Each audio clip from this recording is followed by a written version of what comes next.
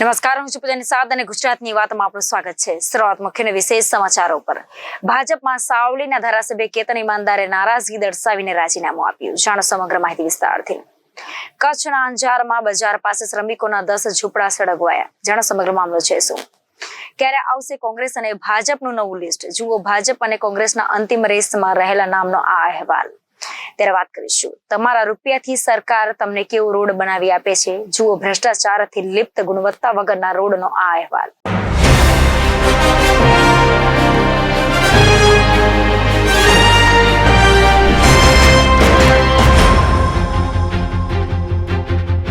ત્યારે ચર્ચા કરશે ગુજરાતની વાતમાં સમાચાર વિગતવાર। ભાજપમાં સાવલીના ધારાસભ્ય કેતનભાઈ ઈમાનદારે નારાજગી દર્શાવીને રાજીનામું આપ્યું છે। કુલદીપસિંહ રાહુલજી ભાજપમાં આવતા કેતન ઈમાનદાર નારાજ થયા છે। ત્યારે કોંગ્રેસે પણ કહ્યું કે ભાજપમાં પક્ષ પલટાના દોરમાં જૂના અને વરિષ્ઠ નેતાઓ સાથે ભેદભાવ થાય છે।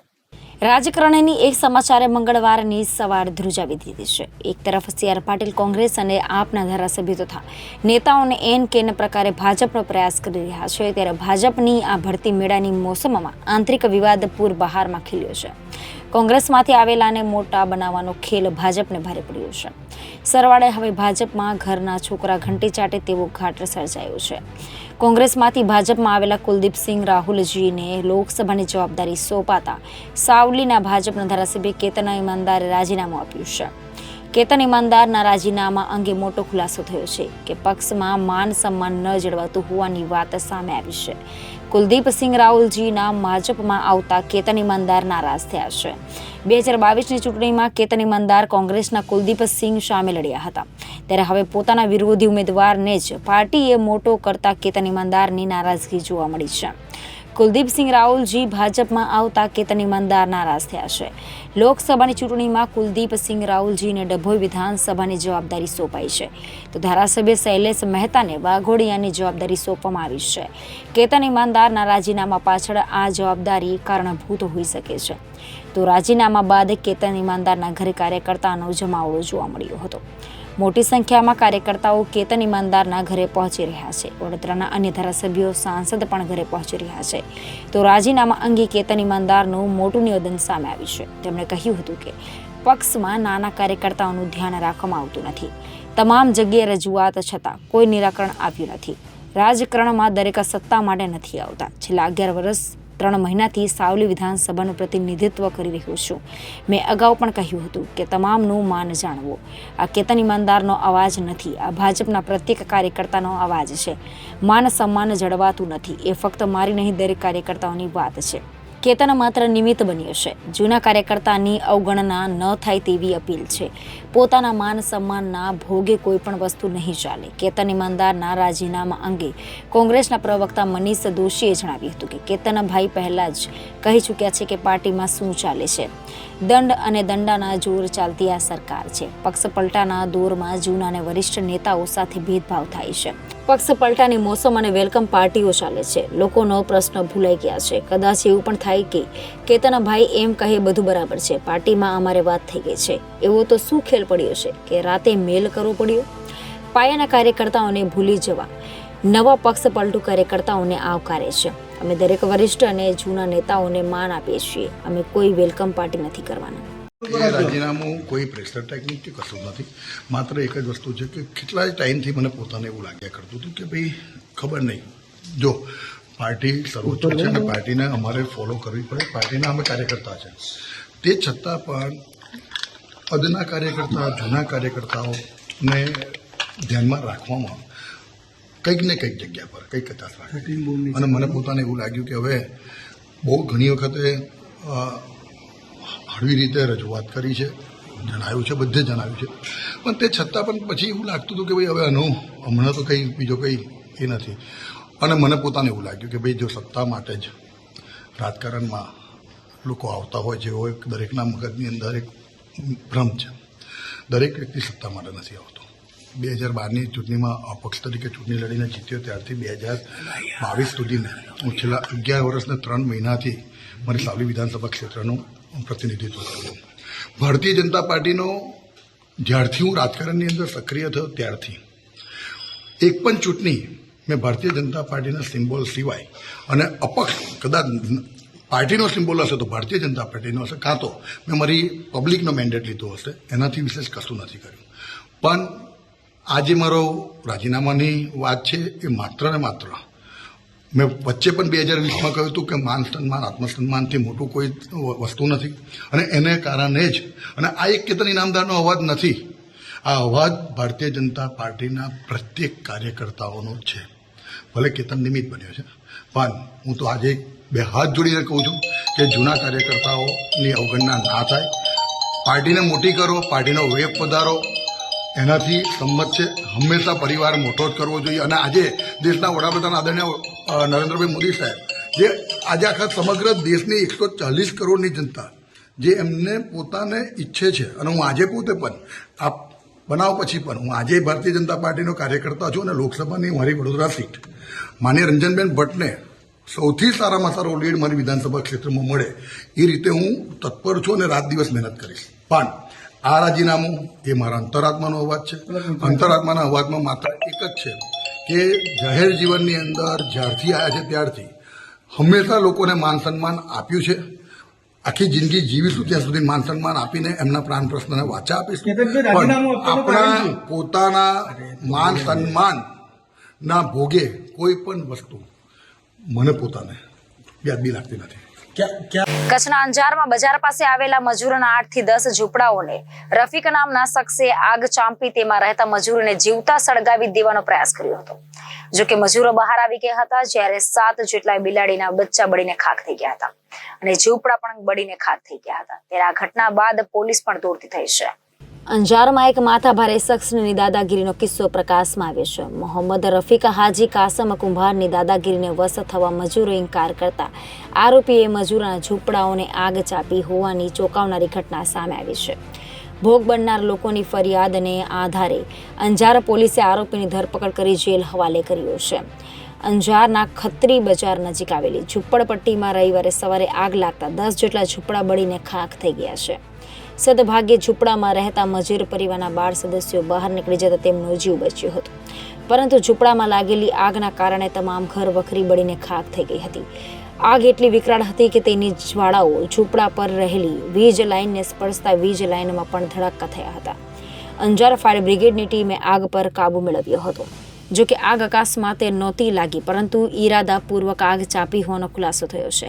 હકીકતમાં અંજારના મોહમ્મદ રફીક હાજી કાસમ કુંભાર મજૂરીને છૂટક મજૂરી કામ કરવા માટે ફરજ પાડતો હતો. કામ પૂર્ણ થયા બાદ મજૂરીના પૈસા પણ છૂટવી લેતો હતો. શનિવારે રાત્રે આરોપી મજૂરીને મજૂરી કરવા માટે કહેવા આવ્યો હતો, ત્યારે તમામ મજૂરોએ સંપ રાખીને રફીકને મજૂરી કરવા માટે ના પાડી હતી, જેના બદલામાં રફીકે મજૂરીને ઝૂંપડા સાથે જીવતા સળગાવી દેવાની ધમકી આપી હતી. રવિવારે સવારે તમામ મજૂરો તેમના પરિવાર સાથે તેમના ઝૂંપડામાં સૂતા હતા, ત્યારે રફીકે પેટ્રોલ જેવા જ્વલનશીલ પદાર્થ રેડીને ઝૂંપડાઓને આગ લગાડી દીધી હતી. મજૂરોને ધ્યાને આવતા તુરત જ ઝૂંપડા બહાર નીકળી ગયા હતા. મજૂરોના જણાવ્યા મુજબ આ આગની દુર્ઘટનામાં એક ઝૂંપડામાં એક બિલાડી અને તેના 7 બચ્ચા જીવતા હોમાઈ ગયા હતા. આ ઘટના બાદ ઘટનાનો ભોગ બનેલા અને રોષે ભરેલા મજૂરો અંજાર પોલીસ સ્ટેશન પહોંચ્યા હતા અને આરોપી રફીક સામે ફરિયાદ નોંધાવી છે. ફરિયાદના આધારે રફીક સામે હત્યાના પ્રયાસ માટે કલમ 307, આગ લગાડવા માટે કલમ 436 અને જાનથી મારી નાખવાની ધમકી આપવા બદલ કલમ 506(2) હેઠળ ગુનો નોંધવામાં આવ્યો છે. આરોપીની ધરપકડ કરીને જેલ હવાલે કરવામાં આવ્યો છે. લોકસભા ચૂંટણીની જાહેરાત થઈ ચૂકી છે. ગુજરાતમાં એક જ તબક્કામાં મતદાન યોજવાનું છે. ભાજપ અને કોંગ્રેસ બંનેમાંથી કોઈ પણ પાર્ટી હજુ તમામ ઉમેદવારના નામ જાહેર કરી શક્યા નથી. ભાજપમાં 4 અને કોંગ્રેસમાં 17 નામ હજુ જાહેર થવાના બાકી છે. કોંગ્રેસના બાકી ઉમેદવારનું લિસ્ટ કોઈ પણ સમય આવી શકે છે, તો સામે જ ભાજપનું પણ લિસ્ટ 2-3 દિવસમાં આવવાની સંભાવના છે. ત્યારે જુઓ ભાજપ અને કોંગ્રેસના અંતિમ રેસમાં રહેલા નામનો આ અહેવાલ. લોકસભા ચૂંટણીમાં ગુજરાતમાંથી પ્રજા કોને ચૂંટણીને દિલ્હી દરબારમાં મોકલે છે તે માટે તો પરિણામ સુધી રાહ જોવી પડશે, પરંતુ પ્રજા કોને ચૂંટશે તેના માટે ઉમેદવારના નામ પર રાજકીય પાર્ટીઓ મંથન કરી રહ્યા છે. ભાજપ અને કોંગ્રેસ બંને મોટી રાજકીય પાર્ટીઓ હજી સુધી ગુજરાતના તમામ ઉમેદવાર જાહેર કરી શકી નથી. ભાજપમાં હજુ 4 નામ તો કોંગ્રેસમાં 19 ઉમેદવાર જાહેર કરવાના બાકી છે. જે બેઠક પર નામ જાહેર થવાના બાકી છે તેનું લિસ્ટ ગમે ત્યારે આવી શકે છે, પરંતુ દાવેદારો અને ચૂંટણી લડવાની ઈચ્છા ધરાવતા લોકો ઉમેદવારના લિસ્ટની આતુરતાથી રાહ જોઈ રહ્યા છે. રાજકીય પાર્ટીઓએ તો હજી સુધી લિસ્ટ જાહેર નથી કર્યું, પરંતુ વાતચીતમાં તેમણે જણાવ્યું હતું કે લગભગ ફાઇનલમાં નામ આવી રહી છે.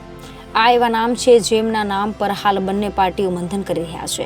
માત્ર હાઈકમાન્ડની અંતિમ મંજૂરીની રાહ જોવાઈ રહી છે. સૌથી પહેલા વાત દેશની સૌથી જૂની પાર્ટી કોંગ્રેસની કરીએ તો કોંગ્રેસ અત્યાર સુધી 7 નામ જાહેર કર્યા છે, જેમાં પોરબંદરથી લલિત વસોયા, બનાસકાંઠાથી ગેનીબેન ઠાકોર, વલસાડથી અનંત પટેલ, બારડોલીથી સિદ્ધાર્થ ચૌધરી, અમદાવાદ પૂર્વથી રોહન ગુપ્તા, અમદાવાદ પશ્ચિમથી ભરત મકવાણા અને કચ્છથી નીતિશ લાલનના નામનો સમાવેશ છે. તો ભરૂચ અને ભાવનગરમાં કોંગ્રેસ અને આમ આદમી પાર્ટીએ ગઠબંધન કરીને આપના ચેતર વસાવાને ભરૂચથી, જ્યારે ભાવનગરથી આપના ઉમેશ મકવાણા મેદાનમાં ઉતર્યા છે.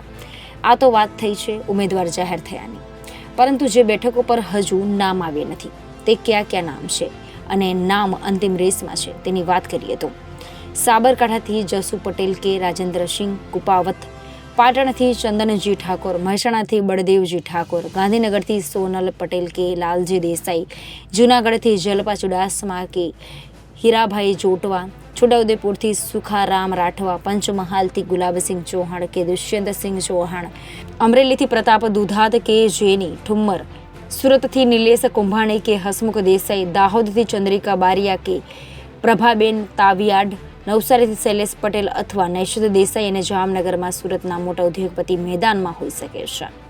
આ તમામ નામ પર હાલ અંતિમ તબક્કાની ચર્ચા ચાલી રહી છે. કોંગ્રેસ પાર્ટી આ નામ પર ગમે ત્યારે અંતિમ મહોર મારે તેવી શક્યતા છે. હવે વાત ભાજપની કરીએ તો ભાજપે અત્યાર સુધી 22 ઉમેદવારના નામ જાહેર કરી દીધા છે. ભાજપે માત્ર 4 બેઠકના જ નામ જાહેર કરવાના બાકી છે, પરંતુ આ 4 બેઠક પર હાલ કોંકડું ગૂંચવાયેલું જોવા મળી રહ્યું છે. આ 4 બેઠક પર મહિલાઓને સૌથી વધુ પ્રાધાન્ય આપવામાં આવે તેવી સંભાવના છે, કારણ કે 2019ની લોકસભા ચૂંટણી પછી ગુજરાતમાં કુલ 6 મહિલા સાંસદ હતી, જ્યારે અત્યાર સુધી ભાજપે જે 22 નામ જાહેર કર્યા છે તેમાં 4 મહિલા ઉમેદવાર છે. જે સંભાવના જોવામાં આવી રહી છે તે મુજબ મહેસાણા અને સુરેન્દ્રનગરમાં ભાજપ મહિલા પર મદાર રાખી શકે છે. હવે હાલ જે નામ સૌથી વધુ ચર્ચામાં છે તેની વાત કરીએ તો મહેસાણામાં તૃષા પટેલ, અમરેલીમાં ભાવના ગોંડલિયા, સુરેન્દ્રનગરમાં કારડિયા રાજપૂત કે કોડી અને જૂનાગઢમાં રાજેશ ચુડાસમાનું નામ હાલ અંતિમ રેસમાં ચાલી રહ્યું છે. જો કે ભાજપ સરપ્રાઇઝ આપવા માટે જાણીતું છે, જેથી ત્રીજા લિસ્ટમાં આ 4 બેઠક પર કયા ઉમેદવારનું નામ જાહેર થશે તે હાલ કંઈ કહી ન શકાય. ભાજપમાં કયા નામ પર ચર્ચા તે પણ જોઈ લેશે. ગુજરાત ભાજપનું ગઢ રહ્યું છે. લોકસભાની હોય કે પછી રાજ્યસભાની કે પછી હોય વિધાનસભાની, ભાજપની પકડ ખૂબ જ મજબૂત છે. તો 2014ની લોકસભા અને 2019ની લોકસભા ચૂંટણીમાં ભાજપે ક્લિપ સ્વીપ કરતા 26માંથી 26 બેઠક જીતી હતી. ભાજપ પોતાનો આ રેકોર્ડ યથાવત રાખવા માટે મથામણ કરી રહ્યું છે, તો સામે કોંગ્રેસ 2004 અને 2009 જેવું કોઈ કમાલ કરવા માટે કમર કસી રહ્યું છે. ત્યારે જોવાનું રહેશે કે 2024ની લોકસભા લડાઈમાં પ્રજા કોને ચૂંટણીને દિલ્હી દરબારમાં મોકલે છે. મહારાજા સયાજીરાવ ગાયકવાડ જે ગુજરાતના પ્રજા વત્સલ રાજવી કહેવાતા હતા, તેમના સમયમાં જે નિર્માણ થયું હતું તે આજે પણ અડીખમ ઊભું છે, પરંતુ તેમની જ નગરીમાં અત્યારના સત્તાધીશો જે પણ નિર્માણ કરે છે તે આજે મહિનો પણ ટકી શકતું નથી. વડોદરામાં 1 મહિના પહેલા જ બનેલો રોડ ઉખડી ગયો છે. જે રોડ મહિનો પણ જમીન પર રહી શકતો નથી, તે રોડની ગુણવત્તા કેવી હશે? જુઓ ભ્રષ્ટાચારથી લિપ્ત ગુણવત્તા વગરના રોડનો આ અહેવાલ. મહારાજા સયાજીરાવ ગાયકવાડ, જેને આજે પણ જનતા યાદ કરે છે. પ્રજા વત્સલ રાજવી વડોદરા નગરીનું એવું નિર્માણ કર્યું હતું કે વર્ષોના વરસ થયા, પરંતુ તેમણે જે પણ ઇમારતો અને બાંધકામ કર્યું તે હજુ પણ અડીખમ ઊભું છે. પરંતુ આજે જે સત્તાધીશો છે તેઓ કેવું કામ કરે છે તે જોઈ શકાય છે. શહેરના ઉડેરાથી કરોડિયા તરફ જતો આ રોડ જુઓ. આ રોડ માત્ર 1 મહિના પહેલા જ બન્યો હતો, પરંતુ 1 મહિનામાં જ આ રોડ જમીન પર ટકી શક્યો ન હતો. હાથ લગાવતા જ તે ઉખડી જાય છે. વિચારો કે 44 લાખના ખર્ચે બનેલા આ રોડમાં કેટલો ભ્રષ્ટાચાર થયો હશે. લાખોના ખર્ચે વડોદરાના ભ્રષ્ટ અધિકારીઓ અને સત્તાધીશોએ રોડ બનાવ્યો, પરંતુ તેને યોગ્ય રીતે દબાવવામાં આવ્યો ન હતો. એટલું જ નહીં, રોડ બનાવવામાં જે હલકી ગુણવત્તાની સામગ્રી વાપરવામાં આવી છે તેના કારણે રોડ એટલો ખરાબ છે કે જો હાથથી તેને ઉખાડી તો તે ઉખડી જાય છે. હવે ઉનાળાની કાળઝાળ ગરમી શરૂ થવાની છે. જ્યારે સૂર્યદેવ બરાબર તપશે ત્યારે આ રોડનું શું થશે? વિપક્ષના નેતાઓ પણ આ મામલે સ્થાનિક કોર્પોરેટર અને કોર્પોરેશનના સત્તાધીશો સામે સવાલો ઉઠાવી રહ્યા છે. જે વિસ્તારમાં આ રોડનું નિર્માણ થયું છે તે વિસ્તારના કોર્પોરેટર મનીબા ચૌહાણ રોડની ગુણવત્તા પર લૂલો બચાવ કરતા જોવા મળ્યા હતા. તેઓ એવું કહેતા જોવા મળ્યા કે તેમણે આ રોડ બનાવીને કોઈ મોટો ઉપકાર કર્યો છે. કોર્પોરેટરે કહ્યું કે પહેલા અહીં કાચો રોડ હતો, મેં અધિકારીઓને કહીને રોડ બનાવડાવ્યો છે. મણીબા, તમે કહી રહ્યા છો કે રોડ સારો છે, પરંતુ નરી આંખે જોઈ શકાય કે રોડ સારો નથી. અભણ પણ સમજી શકે છે કે આ રોડમાં મોટી ભાગ બટાઈ થઈ છે, જેથી જ કોન્ટ્રાક્ટરે માત્ર વેઠવાળી હોય તેમ લાગી રહ્યું છે. જો આવું જ કામ થતું રહેશે તો પ્રજાના પૈસાનું માત્ર પાણી જ થશે. હા, પરંતુ ભ્રષ્ટ લોકોના ખિસ્સા ભરાતા રહેશે. પ્રજાને સુખાકારી મળવી જોઈએ તે નહીં મળે. કોઈ પણ બાંધકામ કરતા પહેલા મહારાજા સયાજી રાવે જે કામ કર્યું હતું તેને જોઈ લેવું જોઈએ, અને તેમના જેવું કામ જો અત્યારના સત્તાધીશો કરી બતાવશે તો વડોદરાની ભોળી પ્રજા હાલના સત્તાધીશોને પણ પ્રજા વસ્તલ માનશે અને તેમના પણ પૂતળા લગાવશે. બાકી કરવા ખાતર કામ ન કરશો, નહીં તો પ્રજા ક્યારેય માફ નહીં કરે. લોકસભાની ચૂંટણી પહેલા જ ભાજપમાં ભરતી મેળો યથાવત જોવા મળી રહ્યો છે, જ્યારે આજે બનાસકાંઠાના કોંગ્રેસના આગેવાનો ભાજપમાં જોડાયા છે અને આગેવાનો સહિત કાર્યકર્તાઓ ભાજપમાં જોડાયા છે. કોંગ્રેસ અગ્રણીઓએ કમલમમાં કેસરીઓ કર્યા છે, પૂર્વ ધારાસભ્યોએ કેસરીઓ કર્યા છે. પૂર્વ ધારાસભ્ય જોઈતા પટેલ ઠાકોર સમાજના અગ્રણી લેબજી ઠાકોરે કેસરિયા કર્યા છે. બીજી બાજુ અમદાવાદમાં કોંગ્રેસ અને આપના કાર્યકર્તાઓએ કેસરિયા કર્યા છે. 300થી વધુ લોકો ભાજપમાં જોડાયા છે. ખાનપુર ભાજપ કાર્યાલયમાં મોટી સંખ્યામાં લોકો ભાજપમાં જોડાયા છે. ગૃહ રાજ્યમંત્રી હરસંઘવીના હાથે ભાજપનો ખેસ પહેર્યો હતો. તેઓ શહેર પ્રમુખ અમિત શાહની હાજરીમાં ભાજપમાં જોડાયા છે. સાવલીના ભાજપના ધારાસભ્ય કેતન ઈમાનદારે વિધાનસભાના અધ્યક્ષને ઈમેલ મારફતે રાજીનામું આપી દીધું છે. આ સાથે જ પોતાની વ્યથામાં કેતન ઈમાનદારે જણાવ્યું હતું કે આ રાજીનામું કોઈ પ્રેશર ટેકનિક કે એવું કાંઈ નથી.